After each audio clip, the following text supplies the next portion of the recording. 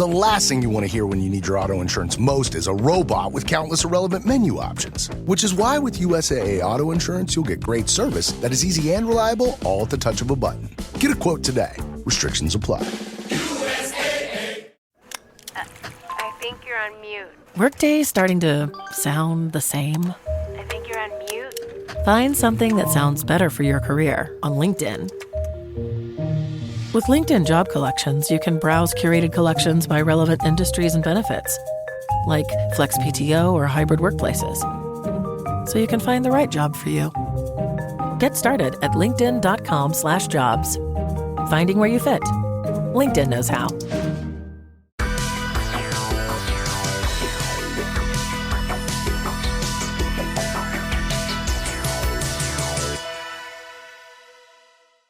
I'm Joseph. And I'm Nick. This is Fish Jelly. Yes. How are you? I'm good. How are you? Well, I'm well. You're doing well? I'm doing well, and I do good. Do you think you do good like Superman? Yeah. Okay. Oh, yeah. For the people. Last weekend was LA Pride. So Apple pie. Participated in the parade, meaning we walked in it. Yes.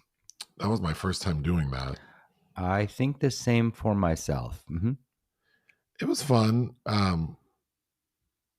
We were asked to be there pretty early, it turns out. Mm-hmm. So I spent a lot of time in the sun. I did have an umbrella, but I still got a little sunburn on my back. We had parasols. But yeah, that was an interesting experience to walk for an hour and people just screaming At us with glee, happy pride. It felt I had to avoid eye contact. But, you know, it was a lot of positive energy. Of course. So that's nice. In a dark world, yes. But we were the very last, what do you call it?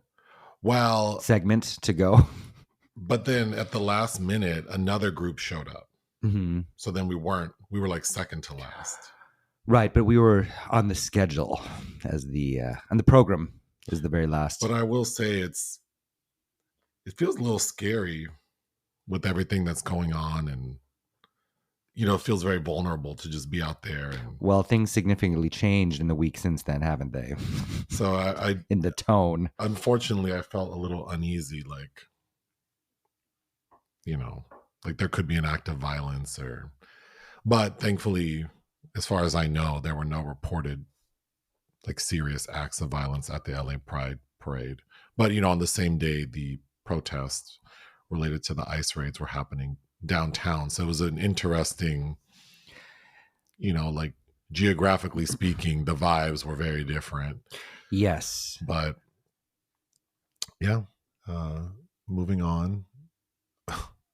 Just because I've been listening to the Reliving Single podcast, Erica Alexander, and they had Kim Fields on again on an episode, and she sort of casually dropped like, "Oh, my friend Janet," because she and Janet are friends. Mm-hmm. And of course, Kim Fields' mom played Janet's mom on Good Times, her abusive mother. Yes. But they've been friendly for decades. But she kind of just casually dropped Janet. So then Erica Alexander started talking about Janet Jackson, and she said that she has two girl crushes. One is Janet Jackson, and the other is Michelle Ndegeocello, who's a queer musician. Oh. And if people don't know what she looks like, she's pretty, I don't know how to describe her. Not very girly. She has kind of a buzzed head, and she has masculine tendencies. Is that what you're telling me? Maybe, but nothing wrong with that. No, but what made me laugh about Erica saying that is Kim Coles goes, "Oh wow, Kim Coles is the co-host and Kim Fields was the guest host." Kim Coles goes, "Oh, that's an interesting selection." Janet Jackson and Michelle Ndegeocello. And Erica Alexander goes, "Yeah, it's feast or famine over here." I thought that was funny. Well, I mean, you know, we're all in a spectrum, and maybe different people make you feel different things, right? Is that why you like the Upshaws so much, because of her connection to Janet? No, I actually am not. You know, it's funny. Kim Fields was on The Real Housewives of Atlanta. Oh, that's right. And she really kind of rubbed me the wrong way. And I don't know. There's something about her personality that I don't love. So I actually am not a huge Kim Fields fan. I am a huge Living Single fan. Yeah. And then, of course, I watched Facts of Life as a kid. So I'm very familiar with her. But I wouldn't say that she's the reason why I watched The Upshaws. I think it's the combination of Wanda and Mike Epps. Mike Epps. I like that it's a sitcom, but it's quite adult. And queer friendly. And then there is a queer character. I think when you put it all together, it's a really fun, easy watch. Sure. And then thinking about Netflix sitcoms, to compare that to something like Tyler Perry's She the People. Well, yeah, I mean, yes, a world apart for sure. It just goes to show when you have like real comedians participating in the writing and taking a little, I don't know. Everyone involved in the Upshaws is busy. So I'm sure they don't have, their schedules are probably pretty tight, but they certainly dedicate more time to that production than whatever they did for She the People. This is true. Any production that seems to devote more time than what TP does. So it just goes to show that, the ingredients need to be there. Yes. But anyway. Much like Dakota Johnson says in Materialist, love has to be on the table. We reviewed a movie called Regarding Us. Yeah, that was about a year ago, huh? Speaking of Tyler Perry, the star of that movie is a Black trans woman, Alexandra Gray. Mm-hmm. She was accepted into Tyler Perry's, what was it called? His little short film. The Dream Collective. Pipeline. Yeah, so where they choose a group of people to do like a 4-week immersive like mentor program that will result in them being given the resources to make a short film. So that's cool. Yeah, that's very cool. She gets to do that. Mm-hmm. I hope it leads to bigger and better things for her. Of course. And then last week, so Scott Wolf is an actor. I think he's in Party of Five. I can kind of picture his face. Like maybe he looks like a version of a Tom Cruise. I'm not very familiar with who Scott Wolf is. The only reason this story caught my attention is because he's married to Kelley Wolf, who I'm very familiar with because she was on The Real World New Orleans. Mm-hmm. And I was very into that show. But he filed for divorce last week, which made TMZ headlines. But apparently it was like a surprise. A surprise divorce. But the sad thing is, I think like yesterday or the day before, because we're recording this not on the day it's being released, but there was an unfortunate situation because there's like live Instagram video of her, I guess, being arrested by police, but it seems like maybe family members called the police like to do a safety check because Kelley had made comments. It doesn't say it explicitly, but just based on the sequence of events, it sounds like she might have made suicidal comments. Oh. So law enforcement was contacted, and then she was then handcuffed to then take her to the hospital. And okay. Well, apparently she made those comments to law enforcement. So we don't know the details, but just from my experience working in mental health, it sounds like she might have made threats to her own life. And so, of course, they had to take her in, and if she wasn't willing to go, they had to force her to go. So that might explain the handcuffs, but the live video, she doesn't seem super distraught. She's just more like annoyed, and it's unfortunate, especially if, this is the result of her marriage falling apart. And if this was maybe a surprise to her, I don't know, but we've seen Mr. Wolf. I know you've seen that Ridley Scott movie, White Squall.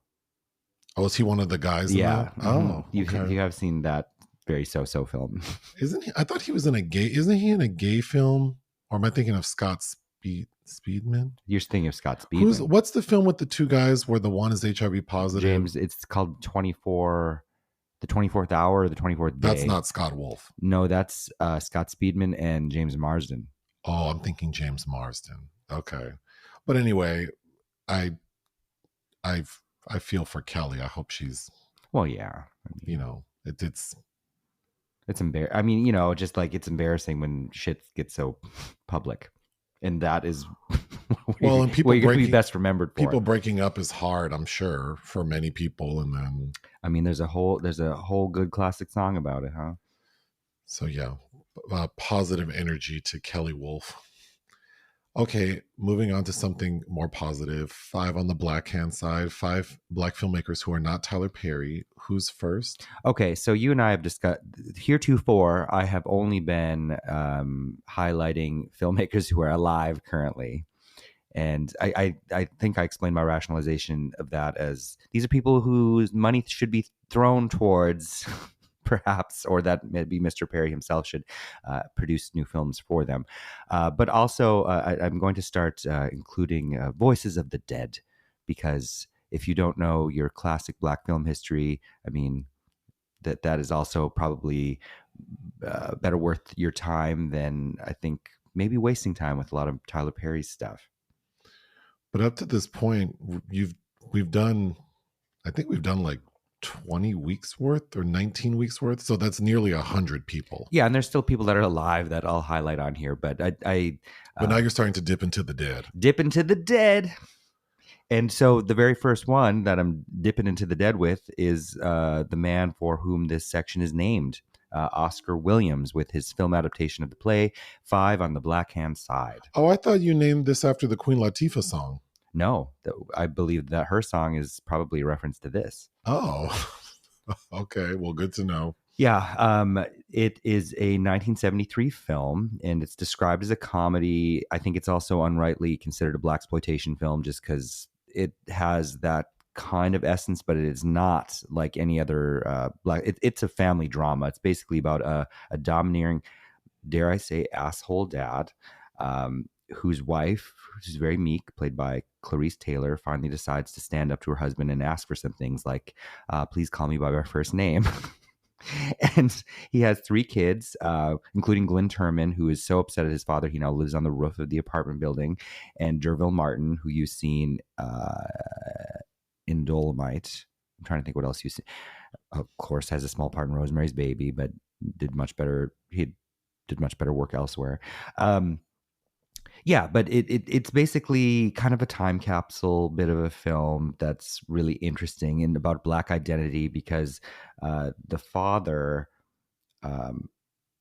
played by Leonard Jackson, he describes himself as American and his kids as African, and his daughter's about to get married and have this African wedding, and he's very upset by that because he doesn't agree with that part of their identity. So it's also about intergenerational clashing.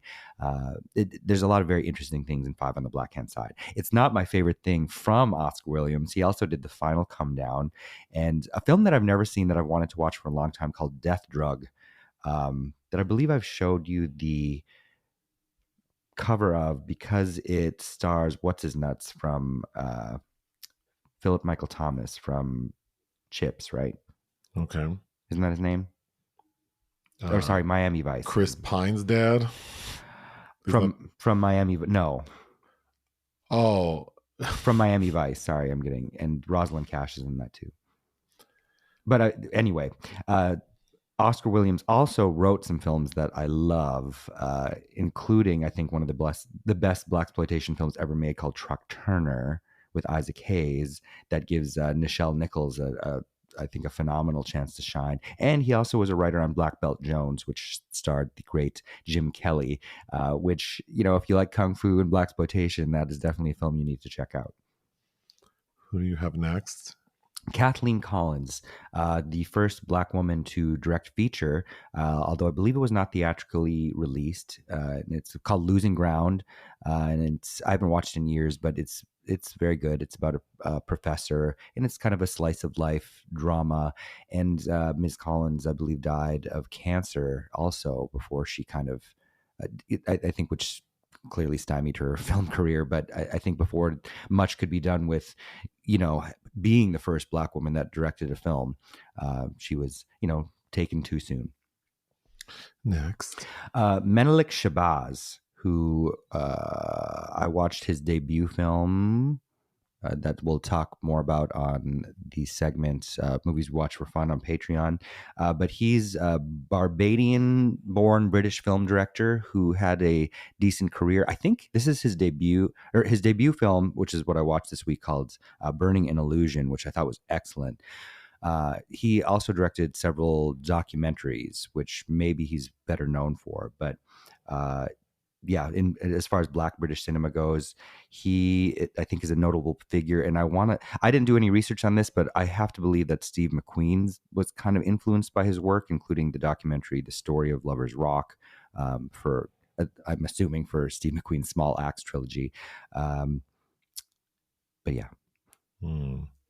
Next, we have another oldie but a goodie who was taken too soon, is John Singleton, who we all know for Boys in the Hood, Poetic Justice, a Sigourney Weaver movie. That's not a good movie, but I love that she was in a John Singleton feature, albeit one that starred Taylor Lautner. That was called Abduction. She's a funny little accent in the movie. Not everything's great. I think Baby Boy would make a good Patreon selection, I think. Yeah, well, we just rip it apart, which is, it's hard for me to talk poorly about a Siggy feature, but that's not a good one. Four Brothers, I also don't really care for. I think that's corny as hell, but I do like Baby Boy. One of, I think, a rare shining hour for Tyrese. But yeah, John Singleton was also taken much too soon. Last but certainly not least, Ousmane Sembène, who, a classic of international Black cinema is the film Black Girl, which you haven't seen, which has a lovely restoration on Criterion that is must see. Had a pretty formidable career. Senegalese. Moulade is another big one. Mandabi, both of which, Mandabi has a Criterion release as well. Some of his stuff is a little harder to find, but he died, in 2007. Anyhow, but yeah, he is. I was trying to go back to some of the greater forefathers of Black international cinema, but he is certainly a luminary.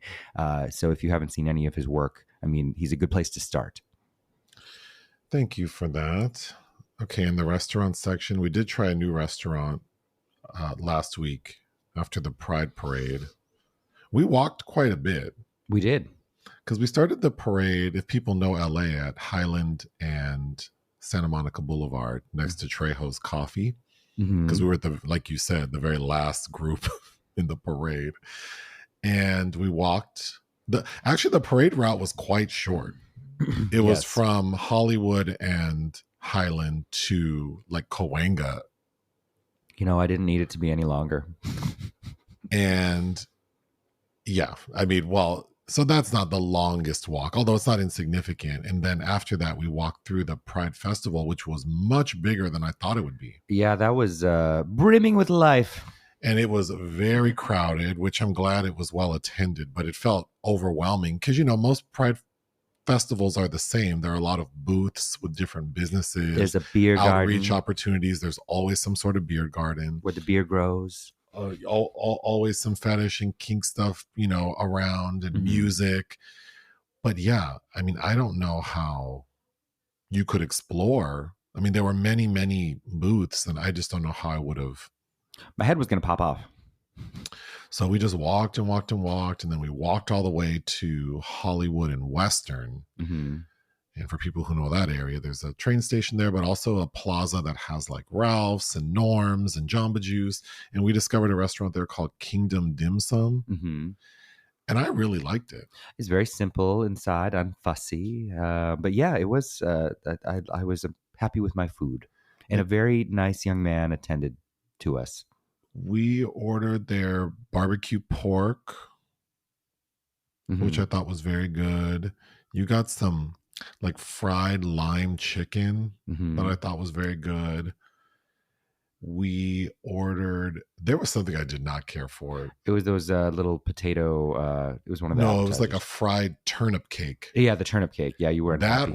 You weren't happy with that. Well, it was like mush. Yeah. That didn't have a flavor really. Ooh, but you put some of that spicy mustard on it and it's spicy mush. They also had like this broccoli that was like half broccoli, half like cucumber, Mhm. and it was kind of pickled. That was really good. And then for dessert, we got those pineapple custard buns. They look like conchas from the panaderia, Mhm. but then stuffed with pineapple custard. Mhm. And I've had them before at another restaurant. I will say they were very good. I've never had them served this hot. Oh yeah, he popped those in the microwave and brought them right out. They were very hot. And then I'm accustomed to them not having big chunks of pineapple in them. Mhm. I would prefer there not be chunks of pineapple Okay. because they were huge. Yeah. And then hot pineapple, I don't know. Because sometimes like Thai restaurants, the curry will have pineapple. And I don't know. You don't like that? I don't like hot pineapple. Okay. I'll eat it, but you know, if it's a little more tender and easy to bite, then that's fine. But if it's kind of fibrous and hot, Fibrous and hot. yeah, I don't like that. Textures that I don't love. But you know, the food was very inexpensive. Yes. So you know, I like that. And the restaurant was very clean. The service was nice. And you can order like very easily through a QR code. And I will say though, we ordered some sort of like pudding. Yeah, that was. And I had asked the server between two options, which did he prefer, the coffee or the purple rice coconut? And he said, oh, definitely get the purple rice coconut. Oh, definitely. Which made me think, how terrible is the coffee? Because the purple rice coconut was not hidden at all. We took it home. We didn't even finish that. I took one bite and I was done. That was also like a texture that as soon as I saw it, I'm like, oh, you're not going to like that. It was gelatinous. And there were like little crispy rice things in there, which dirty rice. I didn't mind, but you know what it is? It wasn't sweet enough. There you go. To deal with that texture and the crunchy. To deal with that and there you go, people. There's the root of the source of the problem. It wasn't sweet enough. Okay, films released we didn't cover. How to Train Your Dragon. The live action, I guess, version directed by Dean DeBlois, who directed or co-directed the animated franchise and also Lilo and Stitch. So I haven't seen the cartoon, so I damn sure don't need to see this. We were gonna, but I think we saw it was the same. The press screening was the same night as Materialists, so we saw that instead. And then The Unholy Trinity. Somebody named Richard Gray directed this. This looked trash, and we had no time for it this week. But I do like Sam Jackson. It's a Western in which he co-stars alongside Pierce Brosnan. I don't believe it's being very well reviewed, but we like Sammy J. Projects of interest. Mel Brooks said Spaceballs 2 is coming out in 2027. Uh-huh. He's old. Oh, yeah. He's got to be 90. And poor Anne Bancroft's been dead for a minute, but somehow the Schwartz must be with him, right? Bill and son Louis Pullman are involved. I didn't see Daphne Zuniga in the list. John Candy, of course, is long been dead. Rick Moranis is coming back, and they got Keke Palmer. I watched Spaceballs a while ago. I rewatched it, yeah. Mm-hmm. And I have a traumatic memory related to the movie back in like the early 90s. So I already am like, don't love the idea of the movie, but upon a rewatch, I didn't think it was that funny. I don't think so either. I mean, Bill is young and I mean, he's a kind of a boring screen presence at that age. You got Joan Collins in there, Joan Rivers. What am I remembering? Oh, as the robot. Yeah, as the Virgin Alert. I have fond memories as a kid because I was fascinated by Pizza the Hut, who's eating himself. But the comedy is very broad. And then something called Breakthrough. Aronofsky, who's already got a new film coming out this year with Austin Butler, which is based on a book that I need to read. Apparently, he's going to unite with Dwayne Johnson, who also has a big film coming out, The Smashing Machine, from Benny Safdie, which you saw a trailer for with me, which looks looks transformed. But apparently this would have Johnson playing a guru, some kind of cult-like leader manipulating someone. So that sounds interesting. This past week on Patreon, we reviewed Burroughs the Movie, a documentary about William S. Burroughs. And then we reviewed Walk on the Wild Side. That review is sponsored by Nicholas Bell, so it's free to the public. I would recommend people listen to that or give us money to listen to everything else. Unfortunately, there are entries in the obituary section. First up, an actor named Harris Yulin. Yeah. He is best known for supporting roles in Scarface, Ghostbusters 2. He's the judge in Ghostbusters 2, yeah. Training Day. Ozark. He was on Frasier. My favorite Harris Yulin moment, which is not Ghostbusters 2, despite Sigourney's presence, is he's the cranky dad, Al Franken's cranky dad, and Stewart Saves His Family. Oh. Do you remember? Oh, we should watch that. It's been years. It's such a sad little movie for an SNL spinoff. But Yulin dated Faye Dunaway? Oh, yeah, in the 70s. Wow. They're in a movie together. Is it Doc? With Stacy Keach, about Doc Holliday. It might be that film. Anyway, he plays Wyatt Earp. That must be it. I've seen that once. Al Franken is part of this dysfunctional family, Stewart, and he tells his parents, "I'm writing a memoir." And Harris Yulin goes, "Is it called Waste of Space?" Oh, God. Just an asshole. Well, he died at the age of 87 from a heart attack. And then we have Sly Stone, a musician, very notable musician, who was the front man for Sly and the Family Stone. They have many, many hits. Yes. He died at the age of 82. And then Brian Wilson, another musician, and co-founder of the Beach Boys. He died at the age of 82 as well. Yeah, so all of them in their 80s. I don't know. And lastly, Ananda Lewis died. I know her best from her BET Teen Summit days in the 90s. And then also she was an MTV VJ. That's how I knew her, but yeah. But she died at the age of 52 from stage 4 breast cancer. Yeah. And someone shared a really interesting article Ananda wrote in January of this year, sort of documenting her cancer journey. And it's I'll put a link in the description of the podcast. It's on essence.com, like Essence the magazine and festival. But I thought it's a really interesting read. It's really sad because the article, she seems optimistic about her future, and then of course several months later ends up passing. But I think what's most powerful about it is this idea of like being a fighter and a survivor, like really wanting to do everything they can. But, I would recommend people read it because I can only imagine how hard it would be to be given this diagnosis and really want to fight for your life. Because someone like me has said a million times, I do not want to be a survivor. I am not going to do... I'll do the basics. I'll do whatever the doctor says. The doctor says, try this treatment. Okay, I'll do it. And then if that doesn't work, I guess it's curtains. That would be me. But I know that not everyone's like that. And I can only imagine the strength it takes to say, I'm going to do everything I can.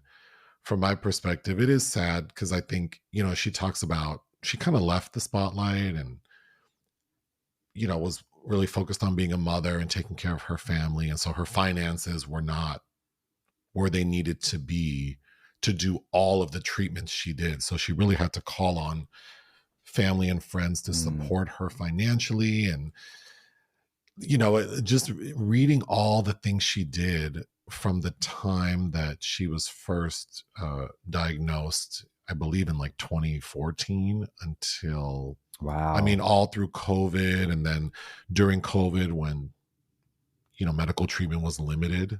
Yes. Well, and also where life is limited, you're wasting away in your house and can't do anything. Well, and she writes about it in a way that's sobering, kind of just being stuck and hoping that things hadn't gotten worse because she can't go to the doctor to get imaging, they were only doing emergency treatments. So she didn't qualify. And then she talks about having insurance, not having insurance. Most of the treatments she tried were not covered by insurance. So really relying on friends and family to raise money for her. And, I admire the strength that it would take to do that.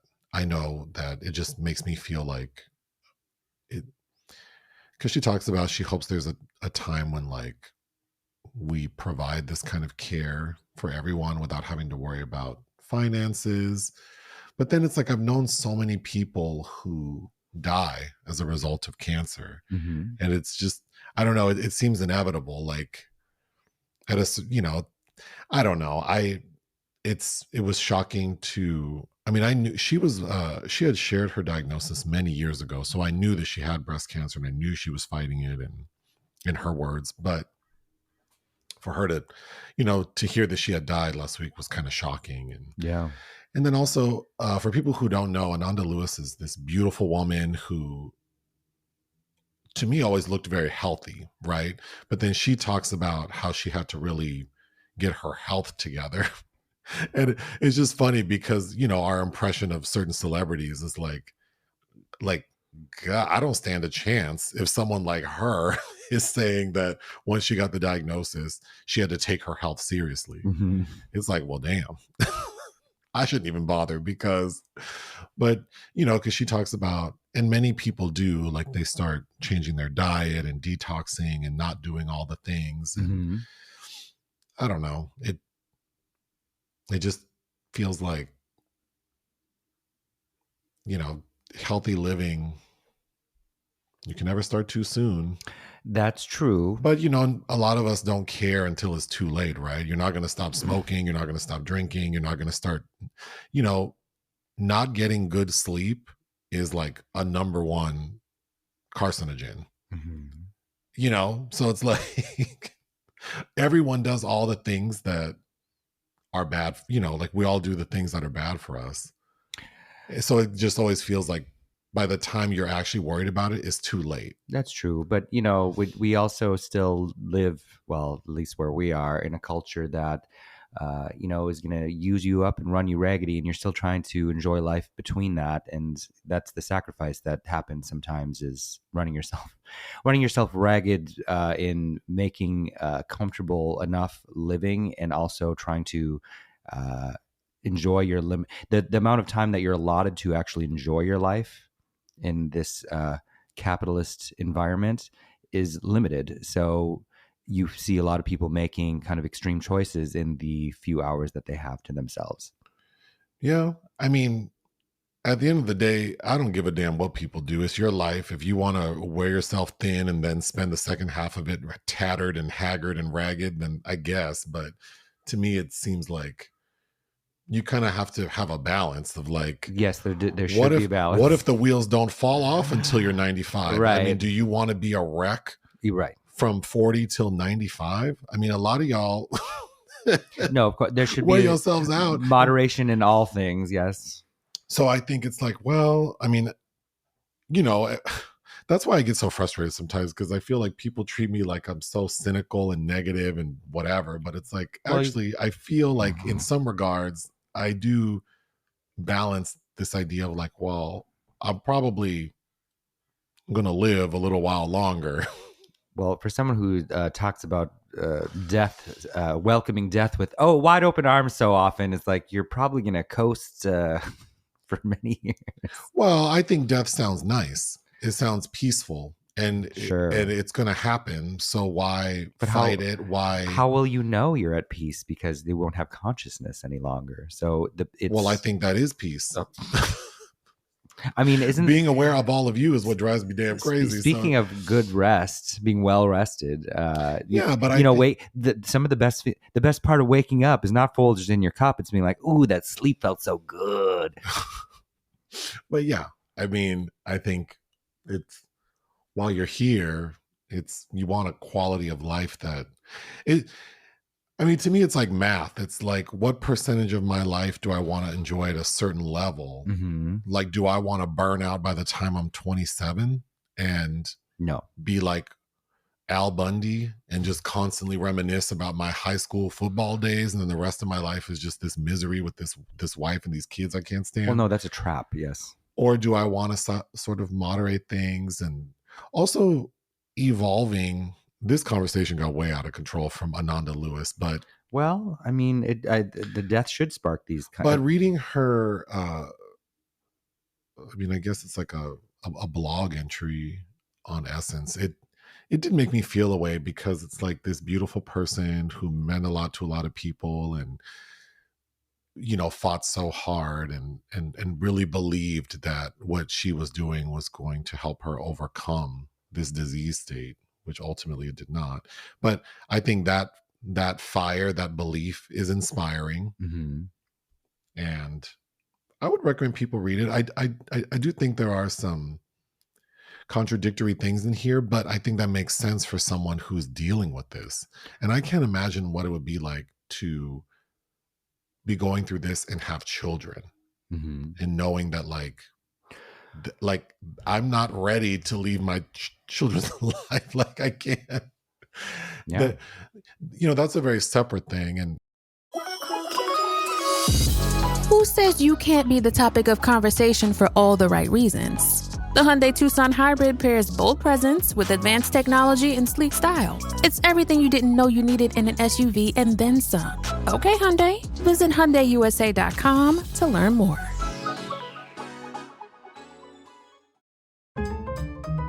Whatever the occasion, effortless elegance is right this way. Because Hilton brings you new ways to stay courtesy of the Nomad London. And it doesn't stop at award-winning dining in a space draped in velvet and illuminated by vintage chandeliers. No, this day goes beyond with unparalleled personalized service and attentive hospitality. Oh, and did we mention the Nomad London can be booked using your Hilton Honors points at Hilton.com? Hilton, for the stay. Well, and speaking of contradictions, I think that's part of just the human experience is we all are walking contradictions as we're figuring things out. Yeah. Well, and also the gravity of what's happening. Like I'm confronting death. And so I can put on my big boy pants and act like I'm not scared. But the reality is that I don't know how I would feel until it's actually happening.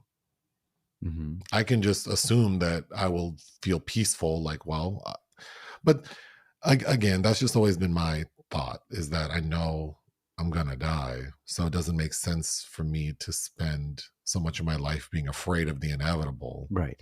You know, and in fact, I just welcome it. Like, but people's reaction to it is always so like, it's like, I mean, if I wanted to die that badly, I would just kill myself. You know, like I haven't done it yet. So it's not like I'm not on the fence per se. It's just like, it's this thing that's going to happen. Yes. And why? And we have to learn with knowing that there is an end to us. But why not? So knowing that it's going to end, then it probably makes sense to live in a way that feels like I did the most with. And sometimes the most includes relaxing. Okay. Well, that's exactly what I was going to say is like my version of living is like peace. I just want peace. I just want peace in the world. I want peace for myself. I just want everything to calm down. But of course that's fantasy land. Anyway, not all the time. That's not always fantasy. It happens. Moving on. The secret film this week was Nick's choice, and Nick chose the 2015 American drama film Naz and Malik, written and directed by A.J. Dokendorf. Yes. Dokendorf? Dusseldorf? I'm sorry. Shout out to Henkel.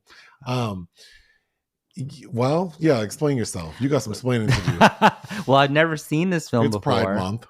It's Pride Month.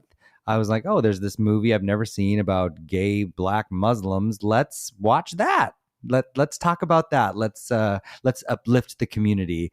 And because this list is on many lists. This film is on about Black queer films. So I'm like, oh, this is something I should see. I guess there's a reason that Mr. Dokendorf hasn't directed another feature since 2015. But, well, what is the basic premise? Two closeted Muslim teens hawk goods across Brooklyn and struggle to come clean about their sexuality as their secretive behavior leads them unknowingly into the crosshairs of the war on terror. I don't know that this...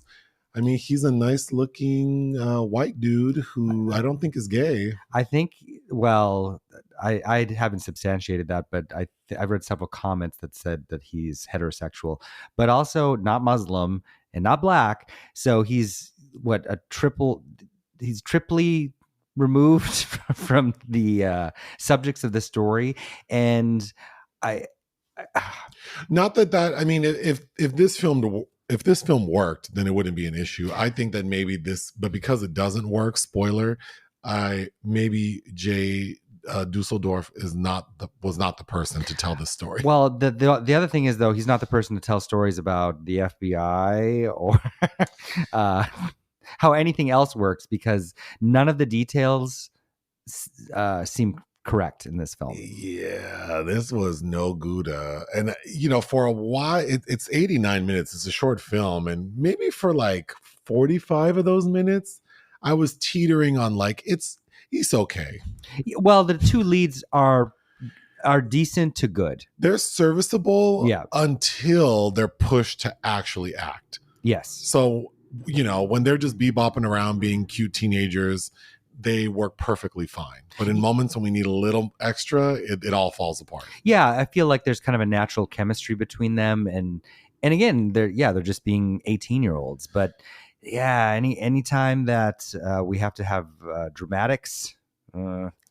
So the story is that it all takes place over the course of a day and night. It's in the summer. It's in Brooklyn. And we have these two friends, Naz and Malik. Naz is played by Kerwin Johnson Jr. and Malik is played by Curtis Cook Jr. Mm-hmm. And we see that their plan for the day is to get up and go buy some shit to sell on the streets. So they bought like imposter fragrance oils. They bought scratch off lottery tickets. They buy what they're calling saint cards, mm-hmm. which are I imagine, are there Pokemon cards? I think so. Trading cards, that sort of thing. Cards with shit about saints on them. Mm-hmm. And they're just walking around the city. Who's buying those? I have 3 comments who would buy this shit? But how is this lucrative? At one point, Malik says, we made $200 in 2 hours. Hey, people make money just standing asking for money. That's true. So if you have something to give, I would assume that you'd probably be more successful. And you know what? That takes less energy. These two are hustling hard, selling this shit. They have an entrepreneurial spirit, and I do appreciate that. I don't know that. Specifically, Naz is saying he's trying to make money to go to college. Uh-huh. I feel like, he's also 18. You could just get a job, girl. But I mean, have you applied for scholarships? Well, but I'm just saying, he could just get a job. You don't have to go out here.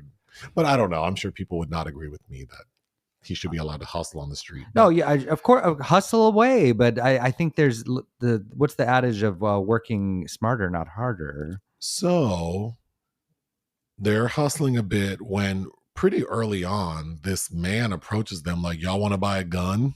$200. And Malik's like, $75. And the guy shows him the gun and is like, I can't take less than $150. And then Malik goes, psych, we're not going to buy a gun, and then walks away. This man looks sketch as hell. Wow, we'll get back to it. But they continue their day just bebopping around when it's clear that that guy is an undercover law enforcement agent, because he gets into a car with someone who's clearly law enforcement, and we find out is actually FBI. So we see them being followed by this FBI agent, Sarah Mickle, and reminds me of Michelena's, that cheap food. There are additional details, but basically at a point, Naz and Malik get separated because they're loitering, trying to sell shit when this, as Naz describes him, hot, yuppie white guy. What teenager in 2015 was calling people yuppies? I don't know. I mean, that's not a word I would use to this day. But... that was the 80s terminology. So this white guy who's clearly gay and interested in this young boy says, you're selling stuff? Let's go up to my apartment and I can buy it from you. Because my wallet's up there. And Naz goes, okay. And Malik is like, okay, I guess I'll wait down here. And Naz is up there a little too long for Malik's liking. So Malik just leaves. And then this white guy, does buy the thing and then gives him some Beanie Babies and then says, "Can I get your phone number? I'd like to see you later tonight." And this man has like a pretty nice apartment and then this ugly coffee table with Beanie Babies. It is an eyesore, to say the least. Although I was thinking we have a table that's kind of similar in the guest room. Like it's a side table, but it's not glass. That you could stuff things in. Yeah. So, I mean, I like the concept. I don't know that. Beanie Babies. Well, I don't know. You go to some adult men's homes and they have things in there that you would not expect. That's true. So, I mean, I guess Beanie Babies are not that surprising. But that guy's like, "Here, take some." He gives him like 4 of them. And then he says, I have hundreds in the back room if you want to go back there. The back room, the bedroom? Like, this feels uncomfortable. But anyway, during that time, Malik gets upset because his little boyfriend's been gone in this guy's apartment. So he leaves and he's intercepted by Sarah Mickle and she questions him. She pulls up alongside him, like, "Hey, I'm FBI. I have some questions for you." Yeah. And then Naz is concerned because Malik's not returning his calls or texts. And then Sarah Mickle approaches Naz and is asking him, basically like trying to assess if where he's were a they terrorist. Where were they last night? And then Naz messes up because he lies. He lies about where he was the night before. And she knows someone's lying because Malik told a different story. Mm-hmm. But the reason Naz lies is because he's concerned about saying like, "Oh, I spent the night with my boyfriend," basically. Although I feel like the inference would not be that. You could just say I was at my friend's apartment last night. Well, right. Like you don't have to say like I was having sex with my best friend last night. Like we were bun burying. Like she doesn't need to know all that. Teenagers have sleepovers, but so this is where things get a little tense because now specifically Naz is a little paranoid, like I lied to the FBI. Well, because Sarah Mickle's being very aggressive. She leans over and she's like, it's in whispers, "It's a crime to lie to the FBI. So now Naz and Malik are like quarreling lovers, but there's this sort of side situation because it's Malik's mom's birthday, and it's also they're Muslim, and I'm not very familiar with the religious practices, but apparently for her birthday, they have to prepare something in the style of halal. Yeah. I'm not quite sure. Lawful or protected. It's kind of like kosher for Jewish people. So I guess what that amounts to is Malik goes to like a farm or a place where you can get live chickens, and his plan is he's going to kill the chicken and prepare it, and that would be halal. Mm-hmm. So they get this chicken, go back to Malik's place, and then the plan is they're gonna like kill the chicken on the roof. Mm-hmm. But then there are some complications with that we can get back to. But probably the most important plot point is that throughout the day, these two are being a little flagrant with their faggotry, and at one point, Happy Pride. Oh yeah, happy apple pie. Oh my God. We were in the parade and we were walking in the parade and people were screaming Happy Pride to us, and Joseph kept saying apple pie. And I overheard some dude straight up go, "Did he just say apple pie?" Yeah, I did. Anyway. Well, because they sound the same. They do. It's funny, yes. And usually people don't notice, so they're just like, Happy Pride. Anyway. Bone apple tea. While these two were on the subway, they were kissing, and Naz's sister was on a different subway car and sees them kissing. So now she knows, and she messages him saying, like, "I know you're gay." Which is a bit fortuitous. It is New York, but anyway. But the night is kind of ruined because when they're on the roof trying to kill this chicken in their underwear and socks, and I don't know if that's part of the religious practice that they can't wear clothes. I don't think so. I don't know, but it makes no damn sense. They're just being dirty teenagers, yes. Naz can't do it, so they start arguing. And like he can't, because he's supposed to take the butcher knife and chop the chicken's head off, but he can't do it. So while these two are bickering, the chicken gets away and jumps off the roof and causes an accident that looks it's very Tubi. What's that one movie we watched on Tubi where it's like this black woman who's like a doll? Something Tiffany the doll or something. This movie at points was called? very Tiffany the doll. Also, do chickens have absolutely no self-preservation? Well, if turkeys can drown from looking up in the sky while it's raining, I guess chickens would just jump off the roof. But chickens aren't turkeys. I think chickens are smarter than turkeys. But this chicken dive bombs off. The chicken literally goes, oop. Like that necklace in Titanic. So it caused an accident, and then of course that ruins the night. But wait, the accident is that chicken exploded. Oh, we're going to get back to the accident. Don't you worry. Okay. But so then of course that ruins the night. Then Naz's sister shows up at the apartment, although they don't live close together. Naz has to take a subway to get home. So what was his sister doing at Malik's house? I don't know. That makes no sense to me either. But the sister basically says, like, I'm going to tell on you. So Naz feels, I guess, his life is ruined. He makes his way home on the subway. And when he gets off the subway, he's riding his bike on the subway station. And then that undercover cop from the beginning who tried to sell them a gun, still with his greasy man bun in his undercover clothes, writes Naz a ticket for riding on the subway platform. And then the film just ends. No damn sense. And then this bum this unhoused person that we've seen many times who looks real dirty. Well, we need to get back to that because I need to I need you to think about what you think that represents. So we'll get back to it. But yeah, just overall, what are your thoughts about this movie?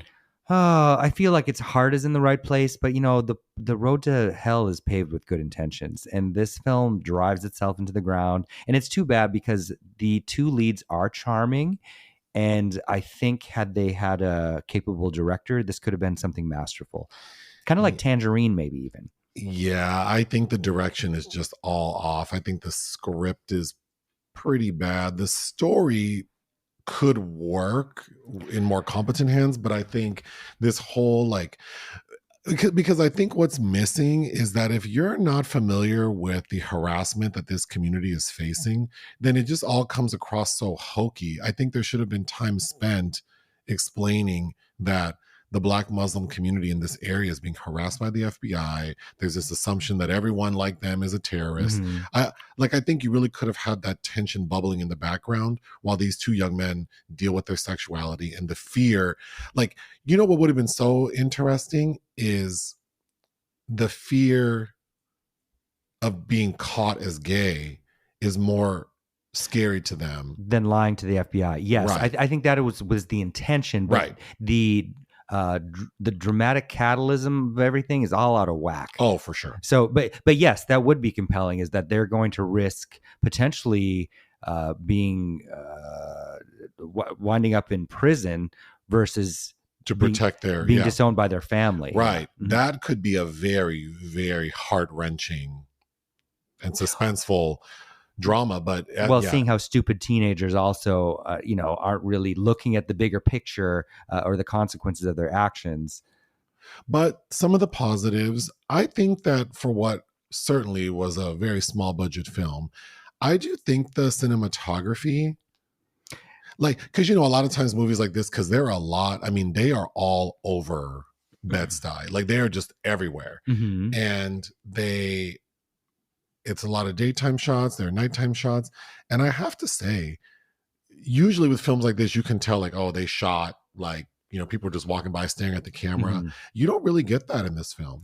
No, it feels like they had some well-selected shooting locales and some streets that weren't very populated, of course. And the continuity is pretty strong because I'm assuming all the daytime scenes were not shot on the same day.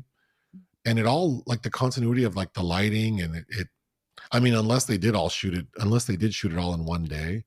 That is a definite plus of the film. It does have that New York vibe with its exteriors. And that is, I think that goes a long way, especially in the first half of setting us up for thinking this is maybe something special. But then that all comes crashing down. We're sticking to positives. Mm-hmm. I think that Curtis Cook Jr. and Kerwin Johnson Jr. as Malik and Naz, respectively, I do think they have a lot of chemistry. I like them on screen. Mm-hmm. And I do think that when they're operating at 6/10, they are fully competent, mm-hmm. if not quite nice. But yeah, once they get pushed, when they have to be elevated, like arguing. When they're having lovers quarrel, because their relationship is also undefined, because they're not really, even when they're finally confronted by Sarah Mickle, who's going around asking people if they're romantically involved, which makes no damn sense. But she asks their boyfriends, and Malik kind of bungles that response, saying they hook up sometimes. But yeah, they are boyfriends. But then what they consider to be a hookup maybe isn't what we think they mean. Well, yeah. So I think those are the positives. But yeah, story-wise, I think almost every supporting character, the acting is pretty bad. Not where it needs to. I mean, there are some that are maybe serviceable, and then some that are just. The first scene with the sister, she's okay because she's trying to blackmail Naz over finding a condom in the waste paper basket. But then the next scene where we see her, it's Llegaron los nuevos McCrispy Strips, listos para aventurarse en la mezcla de mayo ketchup, la barbecue que quedó en el fondo de la cajita, hot fudge sundae y en la nueva creamy chili McCrispy Strip dip. Los nuevos McCrispy Strips, ahora en McDonald's. Para pa pa pa. This episode is brought to you by Nespresso and Samra Origins by the Weekend Coffee Collection. Introducing Samra Origins. My collaboration with Nespresso is a connection to my roots, to my mother, Samra. Coffee that hits the right notes. It transports you. Crafted with unique notes and bold, soaring flavors. Experience a taste that moves you. Nespresso and Samra Origins. Discover more at Nespresso.com. Okay, let me start going through my notes. So the opening scene is Naz's sister digging. She's in the bathroom blowing her nose, and then she throws the dirty tissue in the trash, which do people do that? Like when you blow your nose, you throw the tissue in the trash when the toilet's right there? I don't know. Well, I grew up with a septic tank, so yes, we did throw it in the trash. But yeah, I would not do that now, and I doubt that they need to do that where they're living. Yeah, we did not do that in our house. Like you flush all that shit. But anyway, she throws the tissue in the trash can and then digs in the trash can and pulls out.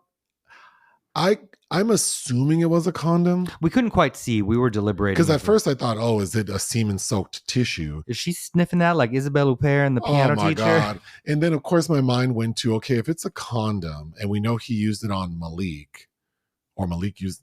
Wait, which one? I guess Malik would have bottomed. Well, no, who knows? They could... We don't know who does Either what. way, I mean... Either way, somebody was... Very clean because Brown Betty did not make an appearance on that tissue. So I don't. So these 18-year-olds are already ahead of the curve. Well, I just think that this, if I had to direct this film, I think that would have been a plot point, is that this dirty used condom is in the trash. That attracted her attention on the white pillowy tissue. Mm-hmm. And then it's like, wait, like, why is there doo-doo on this condom? Like, I mean, keeping it real. But aside from it not seeming very realistic, I thought, oh, this is a kind of an intriguing start to the story. I agreed, but also talking about being flagrant, it's like, you dummies, or like, who takes care of the trash in your house? Why wouldn't you flush that condom? The other thing is, if I knew that this was a LGBT and LMNOP movie, so I immediately suspected that Naz was gay. But had I not known that ahead of time, I think that the movie, for like the first 15 minutes, you wouldn't know that these two are gay. They just seem like friends. I agree. Yeah. So not that that's a positive, like straight passing, but it's kind of fun to sort of make discoveries. I mean, as soon as you see that wolf logo, you're like, oh, this is some gay and I guess the wolf logo. This is some gay shit. Yep. But yeah, the sister extorts $25 out of him because she's like, you can't. It's what does she say? Haram. Mm-hmm. Which I guess is like a generic term for things that you're not supposed to do. Wow. I thought haram, when I first heard it, not knowing anything, I thought it was like, oh, it's like this week where they all have to deprive themselves of something. No, but I guess it means like you just aren't supposed to ever do that. Well, premarital sex, presumably. Right. But also knowing how we watch Naz and Malik interact sexually, Naz keeps putting off Malik, saying like, I don't want to do that. Well, and then he says because of haram. So then it's like, well, because of haram, you shouldn't even be gay then. But then you had sex last night. But then we also hear him tell, which we'll get to, but they confront a friend, the friend who... Daniel Al-Azwar. Who they told the FBI agent, who Naz told the FBI agent he was with the night before. They tell him we're gay, which we need to get back to because I'm so confused about how they're just so flagrant with it, but then they're also afraid. But then Naz is making a case for like that the Quran doesn't exactly say that being gay is bad. And so then I'm confused, like, what do you believe in? You're having sex with this man, but then you also are using your religion to say you shouldn't, but then you're also telling other people that being gay is not bad. But also they just go over to Daniel's house and what do you think about being gay? That was so awkward. And then it happens to coincide with Sarah Mickle coming over to let's Dan's get house. back to that. I want to go in chronological order because they start their day with, trying to buy stuff to hustle. And they go to this shop. And I feel like this didn't seem like their first time doing this. But then when they walk into the shop, they're acting like they've never been in this store before. I didn't think that scene was well written. And then the cashier... I just thought that the prices the cashier was giving made no damn sense. Well, I assumed that he was hustling as well. Well, because they buy 20 lottery tickets and he's like, that'll be $47. Okay, how does that make sense? And then they're like saying, well, add this. And then he's just like, it just sounded like the cashier was making up prices. Like maybe because he was, because that's essentially what they're doing with these goods on the streets. Sure, but because he's like, yeah, I don't know. It just wasn't very well written to me. Agreed. Then I thought, would you buy random lottery tickets on the street? No. From a teenager? From a teenager? That's doing it for college? Hell no. How do I know these aren't? Because, you can buy a gag lottery ticket. I don't believe anybody's story. Well, no, I don't either. No. But I damn sure wouldn't buy like a lottery ticket on the street. At one point, they're talking about like sin and Sodom and Gomorrah. And Naz is like, I mean, I know what's happening in Sodom, but I want to know what's going on in Gomorrah. Y'all know Gomorrah. I just think there's a missed opportunity. Like, it would be like, because it seems like the person who wrote and directed this has no familiarity maybe with this community, culture, religion. Or superficial familiarity, probably. So, it would be like someone like me. I don't have any familiarity with this religion or culture either. So then it's like, I think it would have been really interesting to focus on, like, since you kind of have a weak sense of other things, why not focus on these two boys and what their beliefs are? Like, one seems much more conflicted than the other. Malik seems much more free about his sexuality. Like, you could have cut out the FBI shit or just have it be a very peripheral idea in the background. Like, what would have worked? We get a scene where they go to like like a religious center. I don't know what they're called, but mosque. A mosque. They go there, and then the person who's standing at the front talking to everyone, he is ready to start his service or whatever. And he's, I don't know what people do. And he starts off by saying, I want to welcome everyone, including any FBI agents who are here, because I know you are. We welcome you. We want you to understand who we are. And I thought that actually could have worked really well as being a way to give an understanding to the audience of the tension in the background. Well, this state of constantly knowing you're being surveilled. Yes. Yes. And maybe had one of the parents mention it or something. It could have been very peripheral, but having a literal agent and then the way she's walking around at times is laughable. Well, it's like she's driving, she's walking. This also is New York, and she's just creeping along. It's like, that would be so whatever. And all alone. And why is she working with this scraggly looking undercover LAPD guy that hops in her car that's like giving her leads about some kids that maybe want to buy a gun, and she's dubious about his details at first, and yet she wastes her whole day on that. Yeah. Her whole day. Yeah. So the scene where they decide, after Naz and Malik realize that they told contradictory stories to the FBI agent, they immediately hightail it to Dan's house, who was the one Naz said he spent the night with. And so, like you already said, the first thing they do when they get in there is say, what do you think about gays?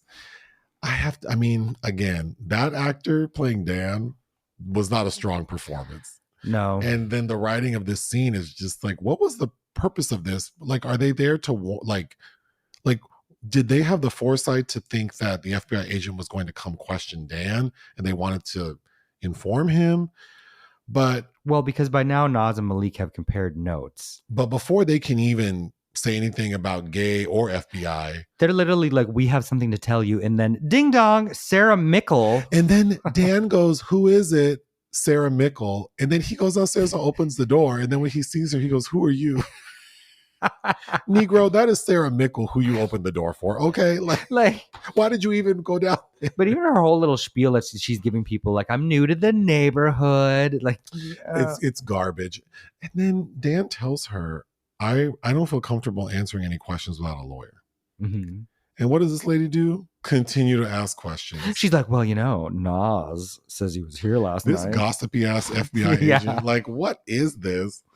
And then he goes, I wouldn't know anything about that. So then these two leave.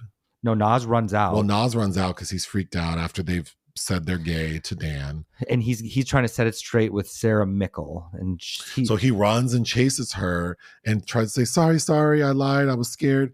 And then he's like, look, you can see. And then he grabs his backpack and she pulls a gun on him, which felt so extra. Yep. And then she kind of is very aggressive with him until he admits he's gay. And then she searches his backpack. And then all of a sudden she seems real chill. Mm-hmm. But then Malik follows to try to explain. And then she pats him down. She's like, I'm going to frisk both of you. But when she's taking Naz's backpack, she leaves herself exposed. He could have judo chopped the hell out of her. Right, if you're so worried about him. She is not doing anything. Again, I'm not in law enforcement. I don't know their protocol. But to me, that looked like she was leaving herself exposed in, like you could draw a diagram of all the way she could have been taken down right there. Yeah. So she then this characterization of the FBI agent feels so all over the place because it's like, is she like, I think what they were trying to do is show how like cops, law enforcement will act like they're your friend, but really they're just trying to hem your ass up. But then the way she's playing it is like, because then like you already mentioned, she asks two people about their sexuality. Mm-hmm. How is that relevant? Like, what does that matter? Aren't you trying to find out if they're terrorists? Or she asked Daniel, she's like, do you know if they're in a relationship? Girl. Yeah, what? I don't quite understand. Like, is she asking because that would help explain their curious behavior? But also, do you know nothing about that? Even asking those kind of questions, whether they're true or not, could really blow up their spots in this community. Right. Well, and also your spot, like, why are you so exposed? She's acting like a beat cop. It just doesn't make any sense. So then after they meet with her and I guess they feel a little better about it, it's at that point where it seems like the tension of them being in trouble with the FBI is relieved. Mm-hmm. So then they make their way to go get the chicken. So they hop on the train. And before they get to the train, there are these two kids panhandling and they have a sign basically saying that, like, my brother needs $100,000 for chemotherapy. And Naz gives him money. And then those kids smirk. But I laugh because you're like, I think he'll die before he gets $100,000. Yeah, I don't think you're going to make it, kid. And of course, these kids are hustling just like Naz and Malik are. So they get on the train and then they start arguing because Naz gave away his hat. That Malik had purchased him. That Malik had purchased for him. And I thought, because up until this point, we don't see Naz's head because he's wearing like some sort of religious headpiece. Mm-hmm. But when he takes that hat off, I thought once you see his hairline, he was reminding me of Angeria, Paris Van Michaels. Oh, yeah. Right? Because he has he doesn't have an 18-year-old hairline, but it's the kufi is the hat that he was wearing for most of the film. Okay, you already mentioned this, but we had already seen that there's this homeless man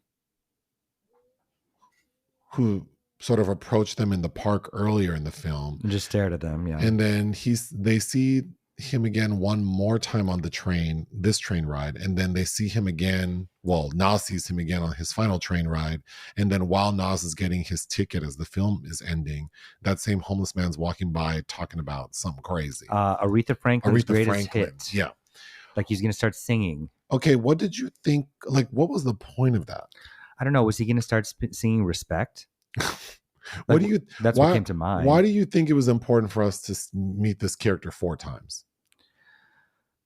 Well, that this person is kind of drifting around invisible and kind of everywhere Naz or Malik go, they're kind of going to be targeted or watched. I don't know. It all felt very ambiguous to me. For a moment, I thought, is this commentary on like, I'm stretching, trying to make sense of something, and I don't know, but I guess if I had to assign it something, what I thought is that we are unnecessarily harassing these 2 Muslim kids when there's a bigger issue around us. Right. The homeless situation. Like the homeless situation. Like, why aren't we putting resources towards that and stop harassing these people who are minding their own damn business? Right. But I think you could have gotten that point across just as well with it being any LAPD officer that's handing out tickets in the subway. NYPD. Sorry. That's where I live, LA. Yes, any NYPD. Oh, by the way, someone commented, I noticed that, because, I mentioned in some video that I was eyeing a condo in Minneapolis. And they commented like, now I know where they live. I know that exact building. Honey, that was me thinking about a second home. Okay. We don't live in Minneapolis. But anyway, NYPD. It doesn't make it any more meaningful that it's the same cop that tried to sell them the gun. In fact, that completely robs this film of any sense of realism. So I just hate that they did that. It's kind of like a Tyler Perry move. Like, why would it be that person? He's undercover trying to entrap people, and then also writing out moving violation tickets. Once again, if I'm trying to be generous and assign something to that, I guess I would say that maybe that's supposed to represent the harassment, but also sneaky ways to extract information. Like, because of this ticket, he was able to get Naz's ID. And sure. But again, it's like, it's not very well explained. And if you're not familiar with what's happening to this community, it all just seemed, even if you are aware, it all just seems so hackneyed. Like, well, and you ask the question, why would it be that same person? It's like, well, maybe they didn't have anyone else to play that role, but it's like, well, then maybe you just don't do it. You could have nabbed any one of those extras you had on the subway at any point and put on a cop's uniform. And also, these teenagers straight up clock, what's her name again? Sarah Mickle. She's not even on their ass for 10 minutes. They're like, hey, is that a cop? Speaking of her, I hated her hair. She has this loose bun that always it's askew. It's not even center, and then it's always kind of undone. We always get all these shots of her right behind her ear because she keeps having to tuck her hair back, and I thought that was kind of odd that we're getting that visual a lot. Okay, we need to talk about this chicken jumping off the roof and causing this accident, because the way it's shot feels like, I think when I looked up this movie, there was some, was it Rotten Tomatoes? Someone listed it as like a comedy. Yeah, comedic adventure. Comedic adventure. Oh, yes, comedic adventure. I would not call this a comedic adventure. No, but I will say the shot of the chicken jumping and the accident that... This chicken is splat. If it was in a comic book, it would say splat. But wait, but the way the chicken is shot jumping is, of course, to... because they weren't going to actually throw a chicken off the roof, so it looks like it's just on the ledge on a park or something. It hopped, so it just hopped.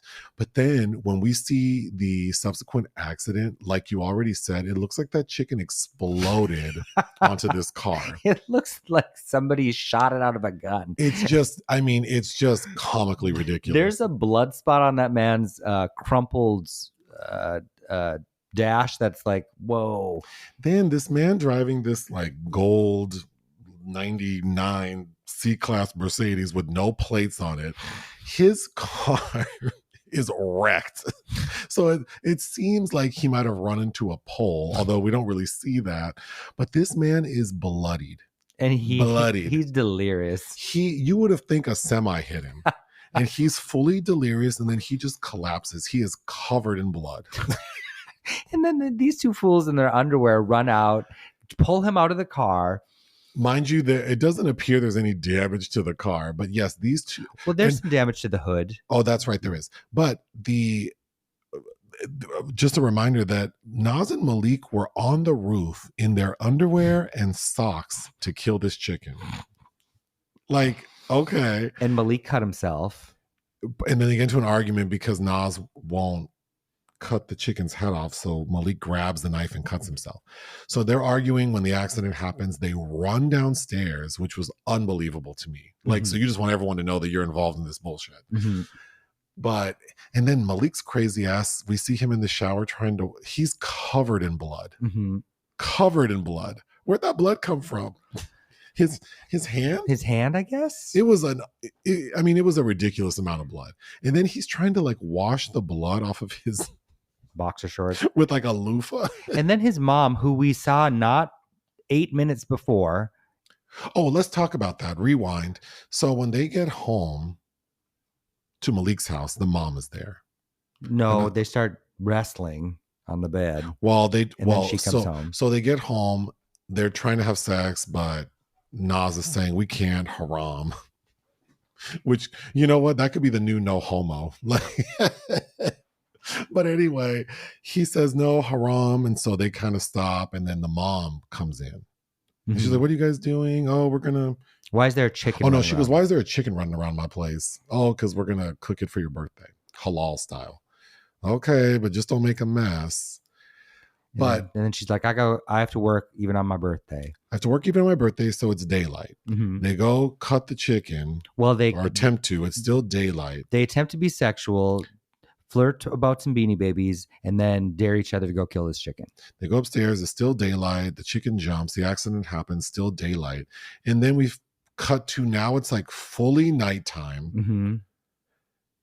And the mom comes home from work. Mm-hmm. So it's like, I mean, nighttime happens very quickly. So it's like, was it like 6 p.m. and it gets dark at 7? But hours have not passed. If she did a shift, it was so how long did she work? It was a 2-hour shift. Did she work a 2-hour shift? She had a 2-hour shift. Also, the mom's acting was a little crunchy. Mm-hmm. But them running out there and then Naz freaking out. I just think in the final act, the film just falls apart. Oh yeah. Mm-hmm. Because like cotton candy in the rain. Yeah. Yeah. Because I was feeling generous up until the final act. And then I just thought, wow. It's like, God, this is shit. This just got out of hand. And again, it's too bad because both of the young men are good. They are. For young leads of a queer film, I think that they are delivering for the most part. And a stronger director would have been able to, the moments that you're referencing where they're pushed and the kind of seem all over the place, that would be the job of the director to, help them craft the performance. I think that my final thought about this film is like, it's a queer film, and I find it interesting that we don't spend a lot of time truly understanding what these two guys really feel about themselves, their situation or their faith. They're like, right. I don't really get a sense of the FBI agent asks Naz if he's devout, but I don't really get a sense that I don't get a sense that they know what a lot of things mean, including sexually. Well, yes, yeah, for sure. But also, I don't quite understand they're so flagrant. I mean, they're out because, during in the beginning of the film, when they're out doing their little hustling, at one point they're sitting on like a bench in the middle of a park, like this platform in the middle of an empty park. And Malik tries to massage Naz's shoulders and he freaks out. Like, what if someone's watching? Right. And then on the subway, where there definitely are people watching, they're fully kissing and making out. And then there's a point during the day when they're walking around that Malik sneaks into an alley and they are fully making out in the alley. And this is after they have already acknowledged that the FBI agent is following them. Yes. See, the script is not well developed. The script contradicts itself in the character development, because also Malik is a kind of concerned about what might have gone down with that hot yuppie that gave the Beanie Babies in the apartment, because he comes back to it twice, and there's a very awkward confrontation in a subway bathroom. And then we also learn in that scene that Malik is going to hang out with this other kid at school that's been flirting with him, and they're totally fine with that as long as they communicate about it. Yeah, their behavior at some points were like, oh, two teenagers who are just discovering like about relationships and jealousy. And then in some moments they seem like a couple of 30-year-old homos who are in an open relationship, and like, right. So it's not very well handled. But then I'm just kind of confused, like how they're so flagrant at times, and then none of that is well established. And I think for a film that is certainly categorized as, I mean, with the intention of being categorized as a queer film, it's surprising that. But maybe, again, the person who wrote and directed it wasn't the right person. Maybe. Because if I feel like, do you remember we reviewed a film, was it 2023, called Rye Lane? With a kid from David Johnson who played the android in the latest Alien film. Oh, I had a friend named David Johnson who we still have his plate. We do, that cake plate from... Girl, if you listen to us, I still have your plate. And I have to say, we've had many plates over the years that have all chipped and broken, and that plate is cursed. I guess. We need to figure out who makes that plate, and we just need to buy all of their. I've looked at the plate. There's no emblem on it. It's a witch's plate. Oh, damn. Anyway, you were saying David Johnson. Oh, in this movie? The Rye Lane. We both really liked it. It's about these. It's a heterosexual romance, but these two young teenage, early 20-somethings that kind of fall in love over the day in South London. Oh, I don't recall. Oh, we reviewed it. You liked it. Anyway, I feel like there are glimpses in Naz and Malik. I'm like, oh, this could have felt like that. What would you give Naz and Malik? Just like you, I was feeling very generous. And I, like RuPaul says, I made my decision. 1.5. Yeah, I was sitting at 2.5 for a good minute, but then yeah, it's a 1.5 out of 5 for me. Sorry. All right, what do we have coming this week? I know that we're watching. Well, we see F1 this week, although that doesn't come out till the week after. And 28 Years Later. And 28 Years Later, I'm very excited about. Yep. I know that behind the curtain again, we're recording this before Sunday, but today is Father's Day. Yes, it will be. I'm sure we're also recording this in sections, so like the beginning portion of this podcast is being recorded in the future. Yes, right, because Naz and Malik were recording Friday night, but then what people are hearing at the beginning of the podcast, we're recording Saturday, and then they're listening to it as a whole on Sunday. Yes. So I'm sure I'll mention at the beginning of the podcast that it's Father's Day. But yeah, I think that's all. What are you reading? What am I reading? Oh, I just finished. Well, I'm reading The Thornbirds, as I said, because I'm going to be having us watch that, which I'm very excited for, with gay Richard Chamberlain and a whole bunch of actresses that are just fantastic, including Barbara Stanwyck. I just finished reading Hitchcock's Villains, which is this, I think it was published in 2011, which, as the title suggests, is exploring in what's trying to be great detail, but ends up being completely repetitive and not very well written detail. It just, reading something like that, I was like, oh, yeah, I should be writing books. That's what I felt reading that, because I thought it was terribly written. But reminded me that I need to rewatch Spellbound, because I haven't seen that in a long time. I'm going to try to make the cat talk. Let's see. Oh, now she doesn't want to talk. Now she's quiet. Ooh. Now she's quiet. Well, all you do is talk, and now, anyway, she ruined it. Is that all you have? For now, yes. All right, ta-ta.